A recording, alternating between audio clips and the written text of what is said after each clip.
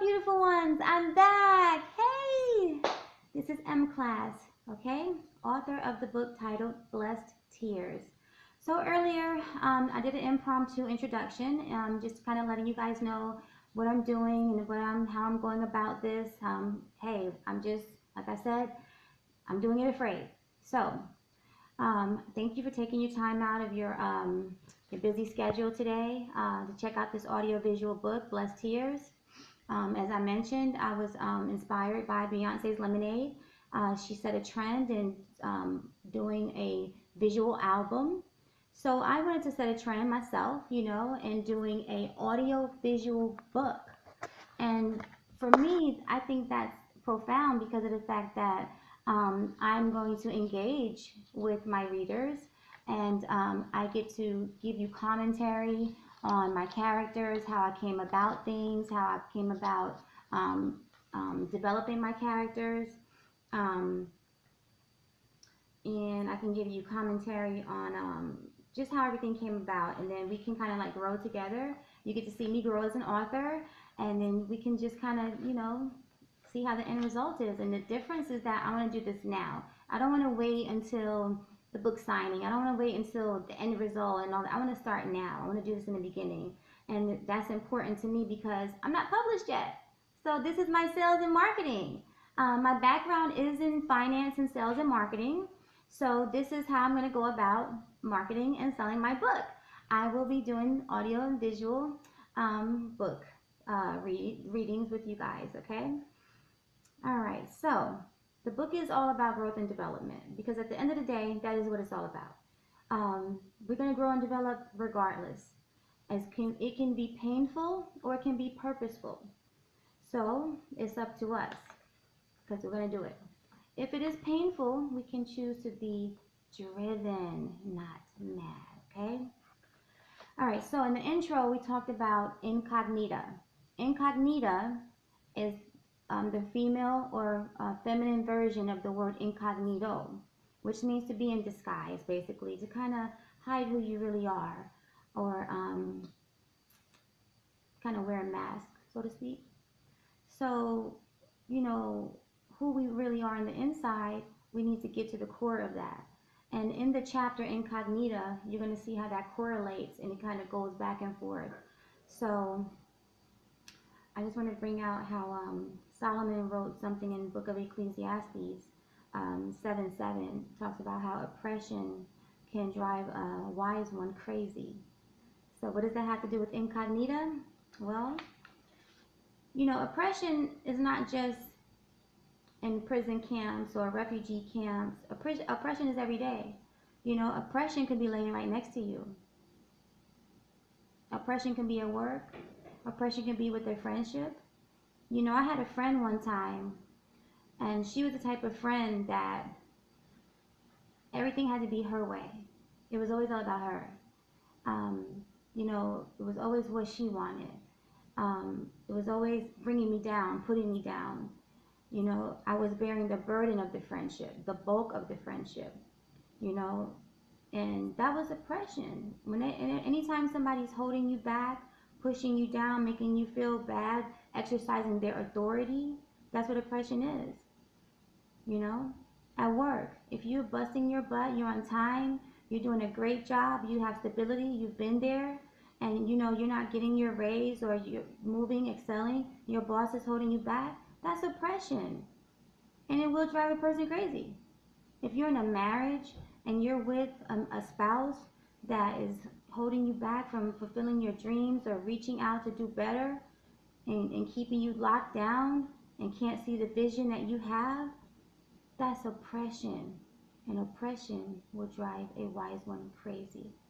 Anytime a person exercises their authority over you in a way that holds you back, that's oppression. What does that have to do with incognita? Let's find out. So, in this particular chapter of the book, I have a character. Her name is Constance. Okay, the setting is prison, Whitworth Prison, Whitworth Women's Facility Prison, Hartwell, Georgia. And the setting is in a trauma group, post-traumatic stress disorder. Constance doesn't feel that she needs this group. Okay, she's in her mind, she's in this group because of the fact that she had a very violent childhood. She had a very violent stepfather who was very violent towards her and her mother. So she's thinking that she's in this group for that particular reason. So she kind of like tunes herself out. She doesn't get involved. She doesn't engage in the group. So I'm going to read to you here where we are in this group. And that's what this audio-visual book is. I get to engage with my readers. I get to read to you in my voice.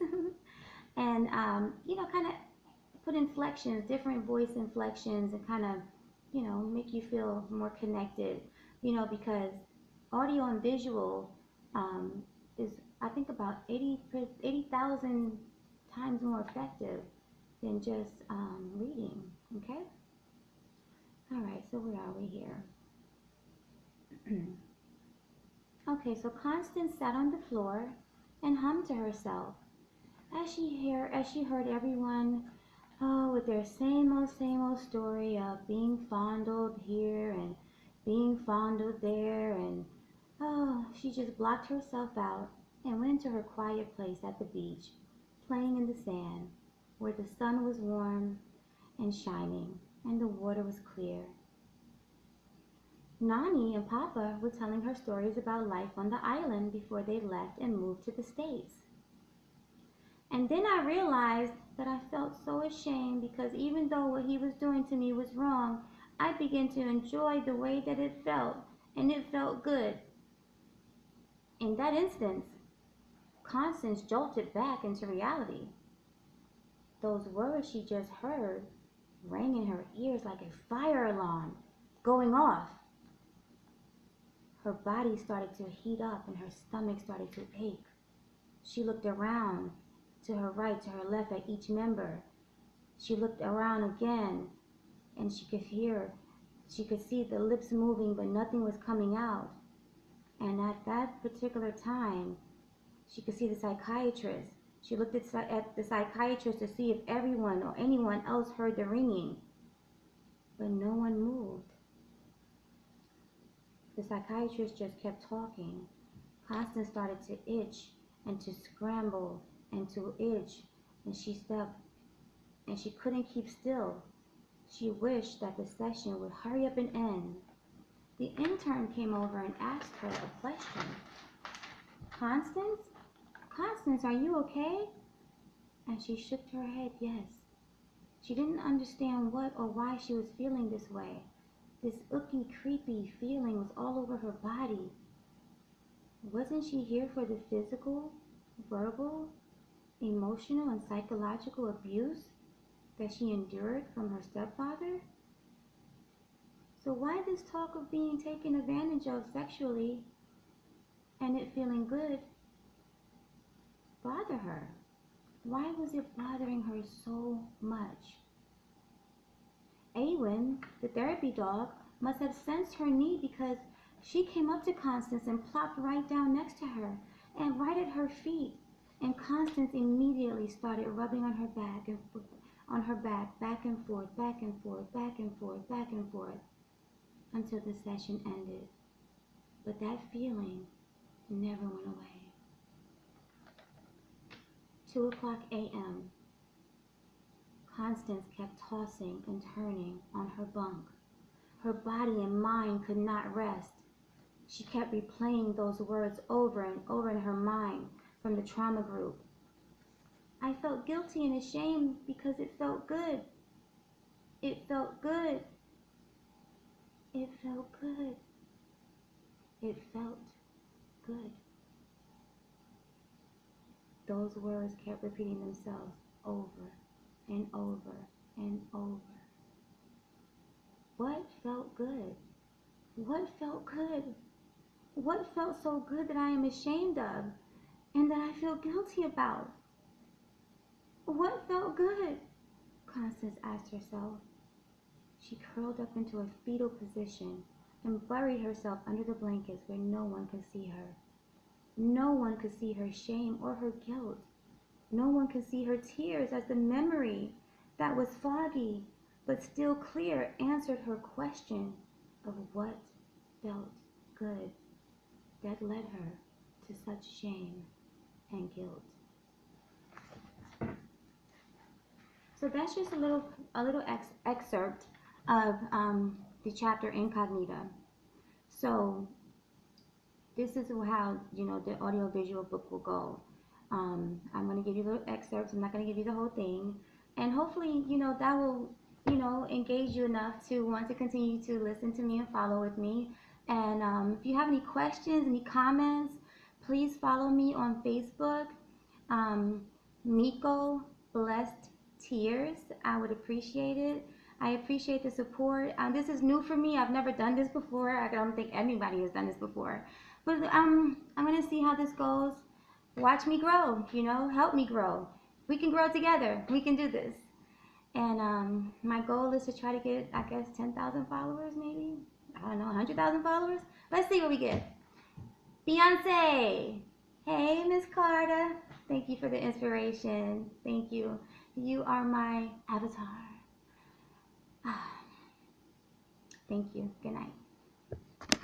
I'm so excited. And I'm doing this afraid. Thank you, Miss Joyce Myers. Do it afraid. Whatever you do it afraid.